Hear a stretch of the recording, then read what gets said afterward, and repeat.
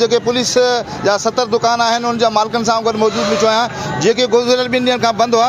अॼु मौज़े सगोरी ऐं advocates mister Saddam चंद साहब case जी फतवा मिली आहे ऐं सामिन पुछण साईं तव्हां ॿुधायो त जेको हीउ कोर्ट फ़ैसिलो कयो आहे तव्हां कोर्ट दुकानदारनि पुलिस शॉपिंग सेंटर जे हक़ में फ़ैसिलो ॾिनो आहे ऐं हे असांजी ऐं सदाम चंद साहब वकील जेकी हिमत कई उन जी फतह जो ॾींहुं आहे ऐं हक़ जी फतह थी आहे छो त मुसलसल असांखे टार्चर करे वञे पियो ऐं 2 साल खां वठी अॻु में बि इहे सिस्टम ईअं हलियो हो पर हिन पोएं दफ़े बि असांखे रिलीफ ॾिनो कोर्ट सगोरी ऐं इन दफ़े अलहमदुलिल्लाह कोर्ट सगोरी तरफ़ो असांखे वॾी सपोर्ट मिली आहे।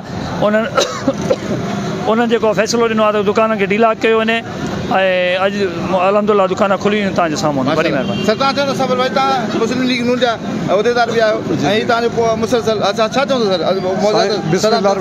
असां पंहिंजे वकील खे बि जस ॾियूं था त हुन बहितरीन नमूने सदाम चंद बहितरीन नमूने केस पेश कयो ऐं असांखे जेको इतमाद हुयो कोर्ट सगोरी ते असांखे बिल्कुलु यकीन हो त असांखे रिलीफ बि मिलंदो ऐं हक़ सच जी फतह बि थींदी उहा थी आहे ऐं अल्लाह ख़ैर करे पोएं दफ़े त असां मतिलबु तमामु ॾुखिया ॾींहुं गुज़ारिया हुआ पोएं दफ़े पर हिन दफ़े अल्लाह जो शुक्र आहे त ॿ ॾींहं बंदि रहण खां पोइ अॼु कोर्ट सगोरी जेको ऑडर कयो उन ते अमल कंदे SHO घोटकी पंहिंजा माण्हू मोकिले पान दाला पंहिंजा जेका हुआ उहा खोलराया नी ऐं सभिनी खे मतिलबु हिन ते असां मतिलबु हक़ इंसाफ़ जे लाइ जेका बि जज साहब आहिनि उन्हनि खे सभिनी खे जस ॾियूं था। वॾी महिरबानी।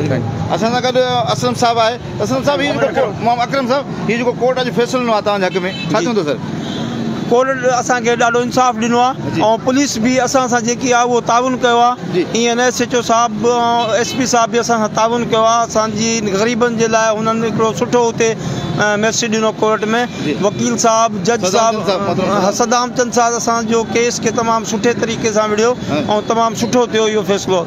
वॾी महिरबानी। सामीन नाज़रीन तव्हां इहे ॿुधियूं जेके दुकानदार हुआ उन जो त असांखे जेको रिलीफ मिलियो आहे असां मिस्टर सदाम चंद साहब मौज़े सगोरी खां वठी ॾिनो आहे ऐं असांखे इंसाफ़ मिलियो आहे हक़ मिलियो आहे ऐं हक़ जी फतह थी आहे। ऐं जो ख़ादिम मोहम्मद आज़म चाहत मूंसां गॾु लोंग मुजाहिद ॾींदा कंहिं ॿिए प्रोग्राम ते इजाज़त। अल्लाह हाफ़िज़।